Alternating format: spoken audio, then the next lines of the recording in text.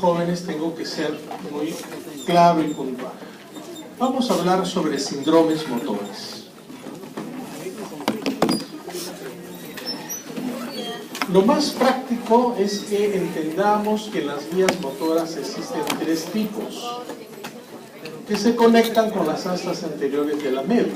La vía piramidal, ¿cierto?, que tiene neuronas que van desde la corteza, pasan por el bulbo, se decusan y llegan, ¿no es cierto?, al asta anterior de la médula. Y después del asta anterior llega hasta el músculo la segunda neurona, ¿no es cierto? Hay una vía extrapiramidal que tiene que ver con todo lo que es la coordinación, el movimiento, y un tercer sistema, el cerebeloso. Vamos a ver los síndromes motores que tienen que ver con la afectación de la vía piramidal.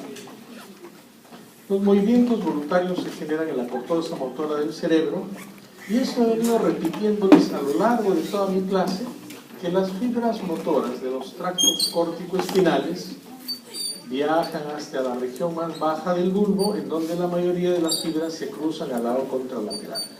Si usted tiene un paciente con una hemiparesia o una hemiplegia, del lado derecho la lesión será contralateral en el lado izquierdo, entendiendo por este fenómeno muscular, ¿no es cierto? Perdón, este fenómeno neuroanatómico. Las vías van a continuar por los tractos córtico-espinales hasta hacer sinapsis con las células del asta anterior o con neuronas intermedias, ¿no? Señor delegado, si me prestan un puntero, que este ha durado poquísimos minutos, ¿no? Si no hay, no importa. Entonces ven acá, jóvenes, como este as piramidal, ¿no es cierto?, va a nivel del bulbo a decusarse y explicará el fenómeno neuroanatómico de la lesión contralateral. Entonces es importante que este concepto, la vía, ya, delegado se ha ganado un punto más, ¿eh? Ahora hablaremos al doctor. No, de la compañera, entonces vamos a anotarlo. Gracias. Todos reconocemos la vía piramidal, todos tenemos una idea, que una primera neurona viaja de la corteza, pasa y en el bulbo raquídeo se decusa, pasa el lado contralateral, baja hacia el asta anterior y después del asta anterior sale la segunda neurona. Eso está claro, ¿verdad? La vía extrapiramidal es otra vía compleja que incluye las vías motoras entre la corteza, los ganglios basales, el tronco, el encéfalo y la médula espinal. Con la vía piramidal es responsable del movimiento. La vía piramidal es responsable del movimiento. La vía extrapiramidal es responsable del tono muscular, del control de los movimientos del cuerpo, especialmente de los movimientos gruesos y automáticos como caminar. La vía piramidal tiene que ver con el movimiento, la extrapiramidal con el control del tono y la coordinación de los movimientos. También ya en la parte extrapiramidal el componente es más complejo, hay neuronas que van desde la corteza, pasan por los ganglios basales, es una vía mucho más compleja, pero debe quedarme muy claro que cuando evalúo componente extrapiramidal voy a evaluar el tono y voy a evaluar el movimiento también. Y el otro gran sistema es el cerebeloso, que recibe información sensorial y motora, y acá hay una palabra clave: coordina la actividad muscular, mantiene el equilibrio y ayuda a controlar la postura. Los síndromes motores que afectan la vía piramidal tienen que afectar el movimiento, paresias, plejías. El síndrome extrapiramidal básicamente se compromete el tono muscular. Y cuando hablamos de un síndrome cerebeloso, la palabra clave es coordinación de estos movimientos, ¿ya? Aquí vemos también cómo el cerebelo se va integrando a neuronas que vienen desde el encéfalo y luego van a ir también hacia la médula. Los tres sistemas, el piramidal, el extrapiramidal y el cerebeloso, pueden alterarse por problemas de tipo genético, de desarrollo, por traumatismos. Hay pacientes que tienen accidentes lesiones encefálicas, traumatismo cráneoencefálico, y pueden afectar su movimiento. Pueden tener una paresia, una plejía, pueden tener movimientos anormales de tipo parkinsonoide, o pueden también tener trastornos en la coordinación, ataxia por daño cerebeloso. Las neoplasias, cada vez vamos viendo jóvenes en los hospitales, mucha gente con problemas de hemiplegia, digamos, no solamente por problema vascular, sino neoplásico, trastornos hipóxicos o vasculares. Estamos en la década de la diabetes, de la hipertensión, de los accidentes vasculares. En nuestro medio también se pueden dar síndromes por daño neurológico infeccioso, ya sean meningitis, ya sean quistes hidatívicos, toxoplasma, etc. Inflamatorios, degenerativos, tóxicos o mixtos. Entonces, las causas pueden ser diversas, las que afectan la vía piramidal, la extrapiramidal o el cerebro, ¿no? Como vemos acá, en esta lámina del éter, problemas vasculares, problemas de tipo tumoral, ¿no? Problemas de tipo tumoral metastásico, etc. Y cuando uno habla de síndrome motor, debemos tener bien claro lo siguiente. Yo tengo un síndrome motor porque lesiono la neurona motora superior o primera neurona. La neurona va desde la corteza, pasa por la cápsula interna, el tronco cerebral, la médula.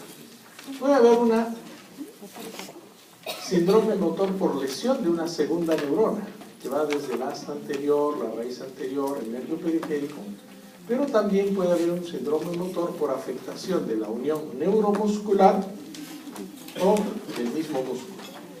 Haciendo un ejercicio muy sencillo, jóvenes, un ejercicio muy sencillo.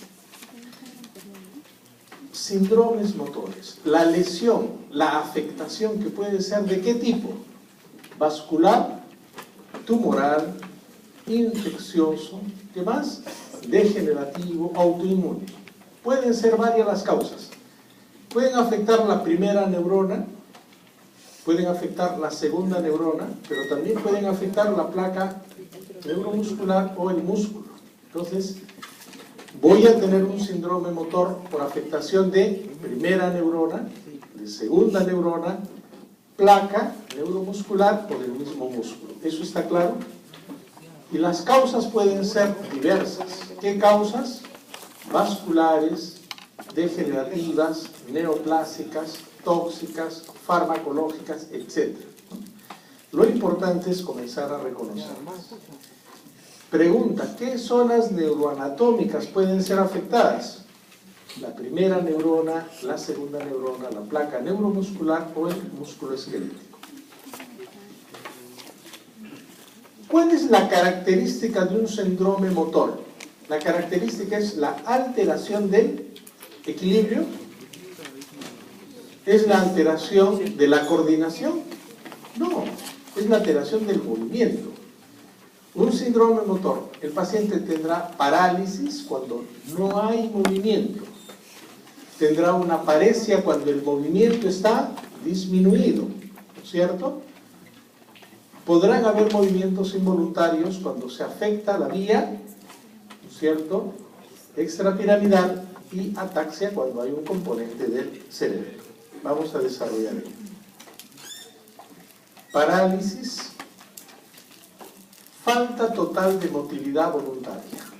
La característica más importante del síndrome motor es la pérdida o disminución del movimiento. Hemiplegia cuando hay falta de movilización de una mitad del cuerpo, una hemiplegia derecha. Si hay una hemiplegia derecha, la lesión es del lado izquierdo. Hablaremos de hemiparesia, cuando la disminución de la fuerza puede ser probablemente entre un 25, 50, 75%. Se puede graduar. Cuando hablamos de monoplegia, cuando hay una disminución de la fuerza de los dos, tres o un miembro. Obvio, mono es uno, plegía es falta de movimiento. Paraplegia, de dos miembros simétricos. Y la tetraplegia cuando hay parálisis de los cuatro miembros. Entonces ya ustedes no van a decir, tengo un paciente que tiene parálisis de los dos brazos y de las dos piernas. Ya no. Cuando uno lleva medicina 1 se dice tetraplegia o cuadriplegia. Tengo un paciente con parálisis del brazo y de la pierna. Ya no se dice así. Vamos captando que hay un componente de hemiplegia, ¿no es cierto? Eso es importante reconocerlo. Muy bien, y las parálisis pueden ser neuroanatómicamente, por lesión de la primera neurona, por lesión de la segunda neurona, por alteración de la placa neuromuscular o por daño a nivel del músculo, por miopatías. Eso sí es claro e importante que recuerden. El síndrome motor puede ser producido por una lesión de diversa etiología que dañe primera neurona, segunda neurona, placa neuromuscular o el músculo. Primera neurona. El paciente que tiene lesión de primera neurona, ya usted en su cerebro va entendiendo primera neurona desde la corteza motora, baja a nivel del bulbo, se decusa, baja a través de la médula, ¿no es cierto? El paciente con lesión de primera neurona va a tener parálisis. Es un paciente que además de parálisis tiene hiperreflexia. Pregunta, ¿ustedes han examinado pacientes y han evaluado reflejos? Si yo tengo un paciente que tiene una hemiplegia y a sus reflejos, los reflejos están vivos, hipertónicos, parálisis hiperreflexica. Y cuando le hacen la evaluación de tono muscular hay espasticidad y hay escasa atrofia muscular. ¿De qué estamos hablando? De una lesión de primera neurona. Parálisis, ¿por qué? Porque hay daño de la primera neurona, ¿no es cierto? Cesa la integración cortical cerebral con el músculo esquelético, hay parálisis. ¿Y por qué hiperreflexia? Porque el arco reflejo es vivo, ya no hay, entre comillas, el freno de la segunda, de la primera hacia la segunda neurona. Jóvenes, si yo pregunto en un paciente, tiene una parálisis, tiene una hemiplegia, con hiperreflexia y espasticidad, sin atrofia muscular y que tiene Babinski, Shadow, Hoffman positivo, ¿de qué estoy hablando? De una lesión de primera neurona. La lesión de primera neurona es parálisis con reflejos vivos o reflejos atenuados. Hiperreflexia, con hipotonicidad o hipertonicidad. Con hipertonicidad y escasa atrofia muscular. ¿De acuerdo? ¿Qué signos se encuentran en la lesión de primera neurona o en la vía piramidal? ¿Qué signos? Encontraré el Barré positivo, el Minasini, y encontraré el Babinski. Los sucedáneos, ¿cuáles son los sucedáneos del Babinski? Chanov, ¿qué más? Schaffer, ¿ah? ¿Okay? Entonces saben eso, y el Hoffman el dedo. Entonces ya vamos completando. La segunda neurona, porque mi vía piramidal, ¿cuántas neuronas tiene? 2. La primera, desde la corteza, se decusa a nivel del bulbo, llega a la médula, y la otra del asta anterior hacia el músculo. Cesa la integración de corteza, músculo esquelético y parálisis. Pero aquí es una parálisis con flacidez, sin reflejos y por aumento de receptores de acetilcolina con fasciculación y fibrilación. Si tengo una parálisis de segunda neurona, tengo parálisis, no hay movimiento o hay paresia. El movimiento es disminuido. Pero a diferencia de la lesión de primera neurona, aquí hay hiporreflexia y flacidez. Y el componente atrófico es mucho más rápido y severo. ¿Hay algún problema en entender lesión de primera y segunda neurona? En ambas hay parálisis. En la lesión de primera neurona, ¿qué hay? Hiperreflexia. Hay incremento de tono, hay cierta rigidez, ¿no es cierto? Y hay poca atrofia. Y en la de segunda neurona, ¿qué hay? Parálisis o paresia, hiporreflexia o arreflexia, hay flacidez y mayor componente de atrofia. ¿De acuerdo? Eso es importante. Por eso es que cuando hablamos de un síndrome de motor, de lesión de primera neurona, hablamos de una parálisis espástica. Parálisis espástica, lesión de primera neurona, parálisis flácida de segunda neurona. Y obviamente en esta grafiquita, porque quiero dejar bien claro esto, la lesión de primera neurona es hipertonía, hiperreflexia y reflejos patológicos, Babinski, sus sucedáneos, el HOP. Y en la lesión de segunda neurona hay hipotonía, hiporreflexia, y en una lesión de segunda neurona hay Babinski, no, ni los sucedáneos de Babinski, ni el HOP, porque son lesiones, perdón, son reflejos patológicos que revelan la lesión piramidal de la primera neurona. En ambos hay parálisis central periférico. En esto hay hipertonía, hiperreflexia, Babinski y sucedáneos, atrofia muscular leve y reacciones eléctricas normales.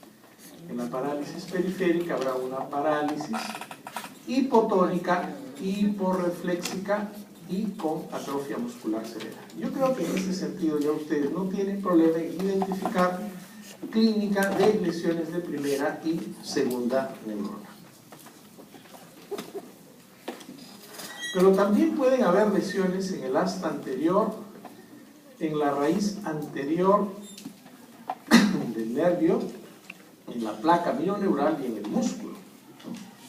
Entonces, cuando nosotros hablamos de síndromes motores, ¿qué hemos descrito? El síndrome motor de lesión de primera neurona, hemos hablado del síndrome motor de lesión de segunda neurona y vamos a destacar estos 4 grupos que considero importantes que ustedes deben conocer, ¿no? Algunas características clínicas del síndrome motor por lesión del asta anterior. El síndrome motor del asta anterior tiene como características, primero, producir parálisis asimétrica de las extremidades. Puede haber daño en la médula, puede haber daño en el segmento cervical, lumbar, afecta más músculos distales que proximales, pero interesante, hay arreflexia, atrofia, ausencia sin Babinski, y hay una causa importante que es la poliomielitis. Felizmente en nuestro medio ya a nivel mundial hay casi la lucha ganada contra la polio, ¿no es cierto? Pero ustedes han visto algunas personas que tienen secuela de polio, ¿no es cierto? Y son personas que tienen disminución de fuerza en sus piernas, tienen gran atrofia muscular y si pudiéramos hacerle un reflejo serían hiporrefléxicos, ¿no? Entonces, el síndrome de motor del asta anterior tiene estas características: parálisis asimétrica, arreflexia, atrofia muscular, ausencia del signo de Babinski, y generalmente esta es una enfermedad viral que está precedida pues de fiebre, ¿no? Y la característica es que generalmente era un niño pequeño que hace un cuadro gripal y de repente la mamá se da cuenta que no puede mover la pierna, ¿no es cierto? Y después lo llevan al médico y el médico evalúa y es una paresia o una parálisis con arreflexia, con hipotonía y con atrofia muscular. ¿Cuándo sospechar la poliomielitis paralítica, que en nuestro medio prácticamente no hay polio? Puede ser sospechada en individuos que experimentan aparición de parálisis flácida en uno o más miembros, con ausencia de reflejos tendinosos, atrofia muscular, que no es atribuible a causa aparente y no hay pérdida sensorial o cognitiva. Entonces, el paciente tiene parálisis flácida en uno o más miembros, con reflejos abolidos, con atrofia muscular.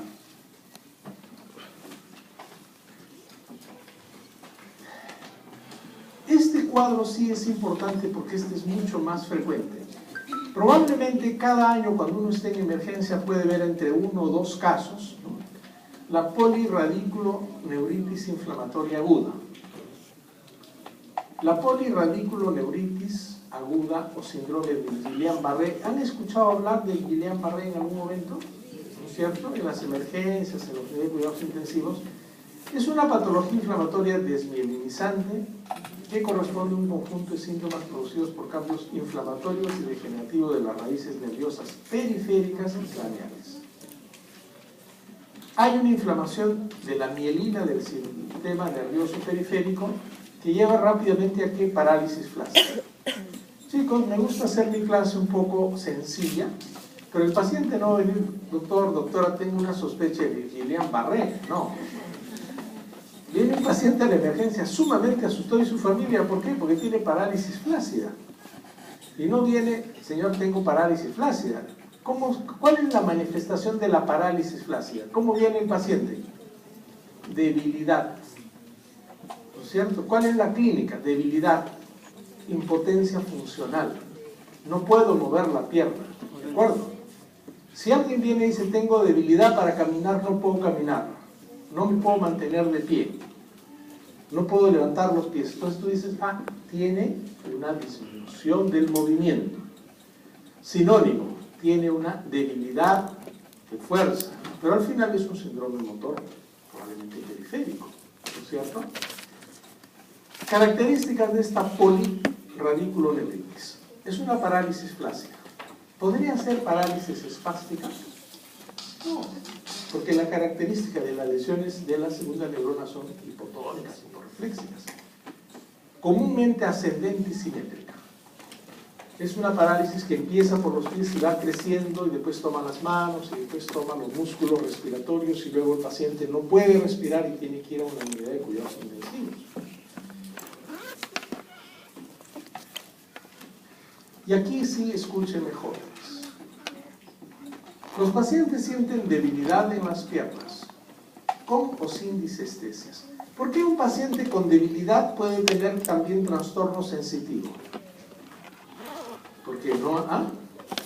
Porque hay vías que son nerviosas, que llegan al músculo, pero no solamente son de vías motoras, también hay vías sensitivas. Y la inflamación, esta poliradiculoneuritis, puede tener afectación motora y o sensitiva. Los pacientes en el Guillain-Barré tienen debilidad en las piernas, con o sin disestesias o parestesias. Pero acá hay una clave: la enfermedad progresa a los brazos o a los músculos. Si tú tienes a alguien que tiene debilidad que está progresando, no puede caminar y ya no puede cargar algo, debilidad progresiva que incluso puede comprometer pares craneales, no puede mover bien la vista, tiene diplopia, puede tener visión doble, disfagia orofaringea, podríamos estar frente a un Guillain-Barré, que también es una enfermedad inflamatoria desmielinizante generalmente asociada a algún proceso viral. El paciente tiene parestesias en pies y manos seguidas de debilidad muscular. Es muy importante la evaluación de la debilidad.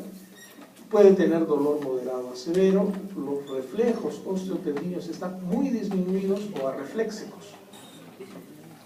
Hay compromiso de pares craneales, tercero, sexto, noveno, doceavo y en algunos casos disfunción autonómica, hipotensión, arritmia, retención urinaria. Si usted encuentra un paciente que tiene debilidad, esta debilidad va en ascenso, no tiene tono muscular, no tiene reflejos, compromete pares craneales, usted podría decir, estoy frente a una poliradiculoneuritis inflamatoria aguda o un síndrome de Guillain-Barré. En estos casos hay un diagnóstico, se tiene que, rápidamente internar al paciente y muchas veces ellos pueden entrar en cuidados intensivos. La ventaja es que esto se puede recuperar.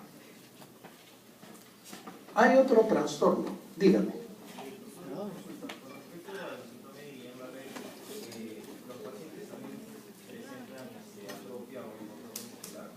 Claro, pero eso ya después en la parte subaguda o más avanzada de la enfermedad, porque hay lesión de la segunda etapa, ¿no es cierto? ¿Ya? Ahora, otro cuadro interesante, porque ya ustedes están viendo jóvenes que no hay fuerza porque se lesionó mi primera neurona, he tenido un infarto cerebral. Me he dañado la médula, mi segunda neurona, tampoco tengo fuerza, pero la otra es hipotónica y hiporrefléxica, ¿no es cierto? Hemos visto que cuando se daña el asta anterior, también ya en el polio hay parálisis, hipotonía, reflexia, atrofia. Hay un cuadro que obviamente esto se da más en niños. La polirradiculoneuritis es un paciente que tiene debilidad pero progresiva, tiene reflejos hipotónicos, hay hiporreflexia, hipotonía, pero aquí el Guillain-Barré puede comprometerte también pares craneales, ¿no? Miastenia gravis. Cuando el trastorno motor es por daño en la placa mioneural, ven acá como hay una placa mioneural, ¿no es cierto?, donde hay receptores de acetilcolina, y cada vez que ustedes digan, levante el brazo, a ver, todos levanten el brazo, hay una acción cortical, pasa tu impulso motor, se decusa a nivel del bulbo, ¿no es cierto?, bajas a la médula, de ahí va a entrar la segunda neurona, y ahí, ¿dónde? A la placa neuromuscular. ¿Qué pasaría si ustedes levanten el brazo, tengan, y de repente se comienza a bajar? Uno diría, oye, pero tan poca fuerza tengo. Los pacientes con miastenia gravis, que son la enfermedad característica de la afectación de la placa mioneural, tienen una debilidad progresiva. ¿Por qué pueden tener diplopia? Porque sus músculos oculomotores no tienen fuerza. La activación de la acetilcolina es muy pobre. Entonces el paciente puede estar mirándolos a ustedes y de repente, entre comillas, hay una fatiga muscular muy fácil. El paciente puede estar mirándolo a usted y se le cierran los ojos, no puede abrir los párpados. El paciente puede tener disfagia porque sus músculos, para poder comer, acuérdense ustedes un domingo, ¿no es cierto?, que en familia y comemos un montón, ¿se cansan de comer? No, si la comida es fea, bueno, sería un pretexto. Pero no nos cansamos de comer. El paciente come y de repente su actividad muscular está tenía menos, hay debilidad. ¿Por qué? Porque no hay suficiente ni acetilcolina ni receptores, hay un daño en la placa mioneural. Tosis, debilidad facial al masticar o al hablar, dificultad para peinarse, sostener los brazos encima de los hombros, caídas frecuentes. Es un paciente que viene porque la familia lo trae porque se cae, no es capaz de poder caminar, no puede realizar actividades cotidianas. ¿Por qué? Porque tiene una debilidad fácil, es un paciente que se cansa fácil, tiene tosis palpebral, tiene disfagia, tiene diplopia, hay debilidad facial al masticar y hablar, y hay dificultad para peinarse, sostener los brazos.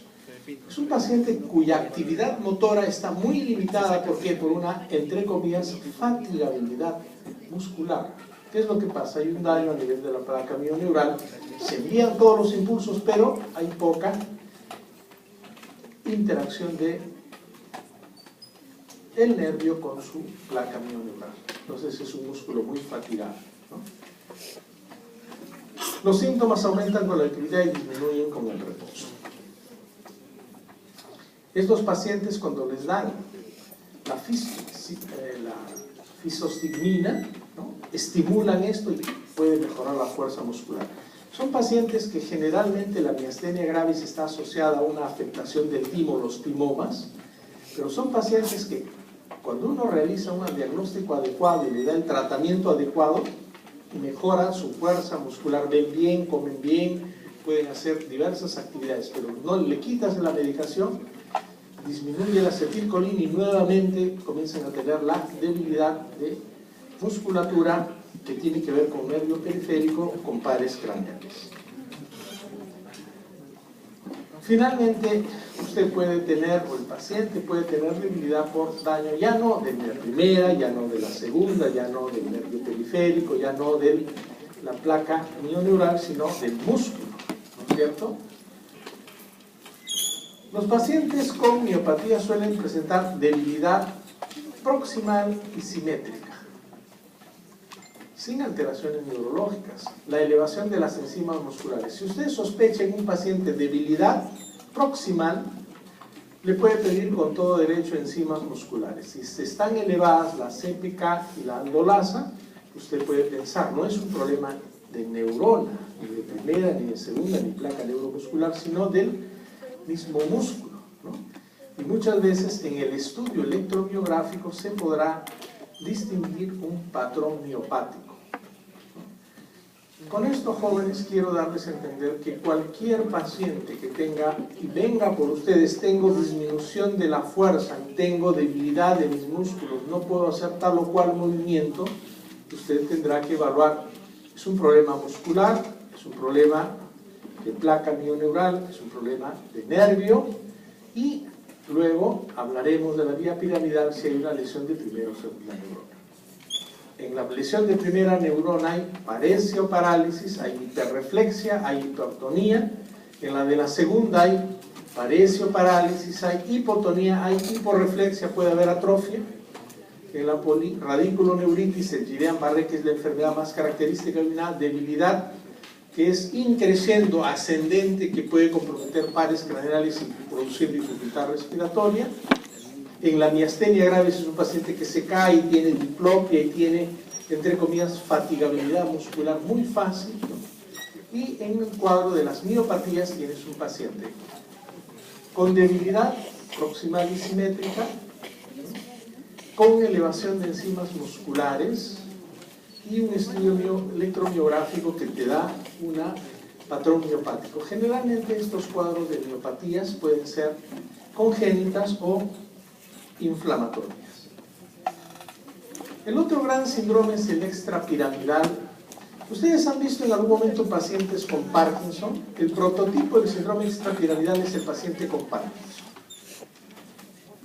Cuando se afecta el núcleo de la base o las vías extrapiramidales, el paciente va a tener un compromiso. ¿Cuál es el neurotransmisor más importante en la vía extrapiramidal? Es la dopamina. Entonces el paciente afecta, ¿no es cierto?, las vías extrapiramidales, disminuye la dopamina, y el paciente va a tener trastorno ya no en la fuerza de movimiento, sino en su tono. Son pacientes que tienen hipertonía y tienen movimientos anormales, el movimiento de cuentamonedas. ¿Han evaluado a un paciente con Parkinson en su rotación, jóvenes? Traten, insistan a sus profesores. Cuando uno ve un profesor, ve un alumno que le dice, quiero ver un paciente con Parkinson, por favor, y ahí tiene que buscar en todo el hospital, ¿ya? La única manera. Pero si usted dice, profesor, no se preocupe, ya terminemos nomás la rotación, no va a haber. Característica clínica del síndrome extrapiramidal. Primero, temblor. Es un paciente que está con temblor. ¿Ustedes tienen temblor? No. Antes del examen es un poquito, pero esto es por estrés. Temblor en reposo, cuentamonedas. Venga, el paciente está contando su temblor. Segunda característica, tiene rigidez. Pero no es la rigidez de la espasticidad piramidal, sino es una rigidez en rueda dentada. Examinas los manos y el paciente comienza a tener, es como si hubiera un engranaje. Entonces busquen temblor, rigidez, rueda dentada e hipoquinesia. ¿De acuerdo? Entonces, si ustedes dicen, traigo a mi paciente, ¿por qué? Porque tiene temblor. Tú lo ves, el paciente tiene temblor en reposo. Evalúas, tiene cierta rigidez. Rigidez. Evalúas, tiene rueda dentada. Y tiene hipoquinesia. Ah, oye, un momentito, el que tiene un cuadro extrapiramidal. Características del cuadro extrapiramidal: el temblor es permanente. Hay un característico movimiento de contar monedas, hay rigidez, temblor en reposo y el signo de la rueda dentada, además de la hipoquinesia.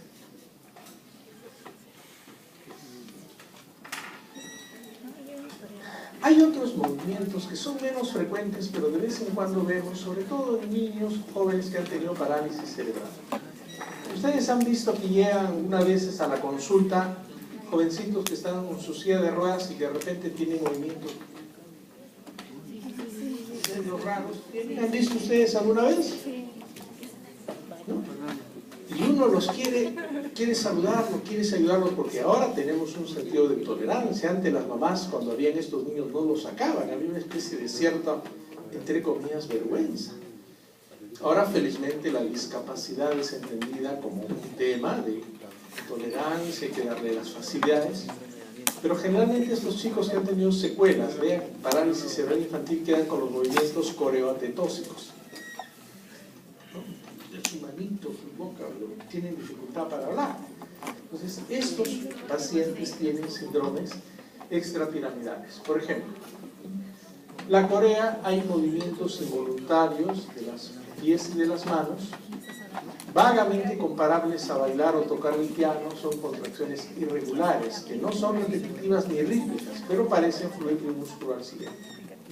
Acá hay una gráfica un poco graciosa del movimiento coréico, ¿no? Y también hay otros movimientos que son los movimientos atetósicos, en los cuales son movimientos lentos, involuntarios, incontrolados y sin objeto.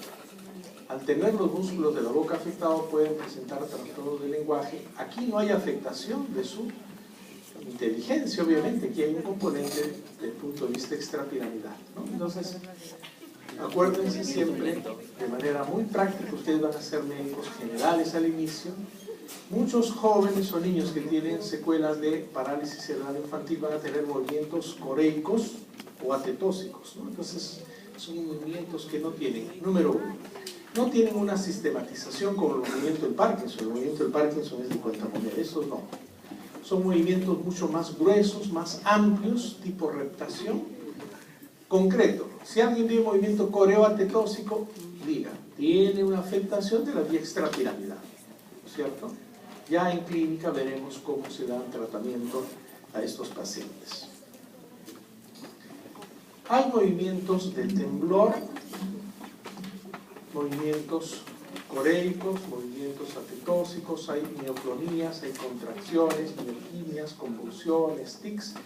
Todos estos movimientos involuntarios son, en su gran mayoría de los casos, por afectación del sistema extrapiramidal.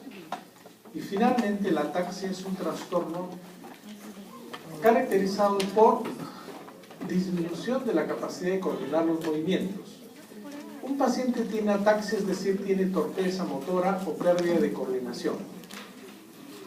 La ataxia puede afectar a los dedos y manos, a brazos, piernas, al cuerpo, al habla, a los movimientos de los ojos. Esta descoordinación puede ser causada por diversas enfermedades neurológicas, pero nos revela ¿qué cosa? Fundamentalmente el daño a nivel del cerebelo. ¿Se acuerdan ustedes qué pruebas teníamos para evaluar cerebelo en esa clase magistral que dictamos de casi 2 horas? Ya, número 1 era la dismetría, la adiadoco-cinesia, ¿no? Y puede haber un romper también, pero ojo, mucho cuidado, que el romper también nos puede hablar de la afectación de del cordón posterior, ¿no es cierto? Que no se evalúa. ¿Qué sensibilidad evalúa el cordón posterior? La profunda o propioceptiva, ¿no es cierto? Entonces, la ataxia es causada por pérdida funcional del cerebelo.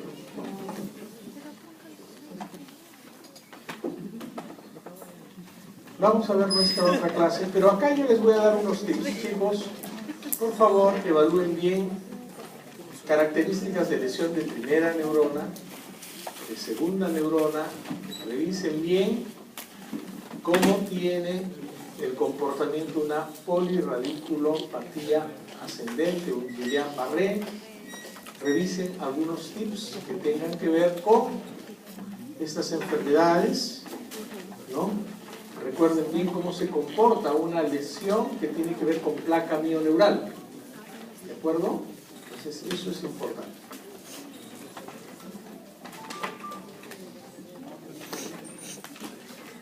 Vamos a terminar con esta clase. ¿Cómo estamos de tiempo delegado? Creo que estamos más o menos bien.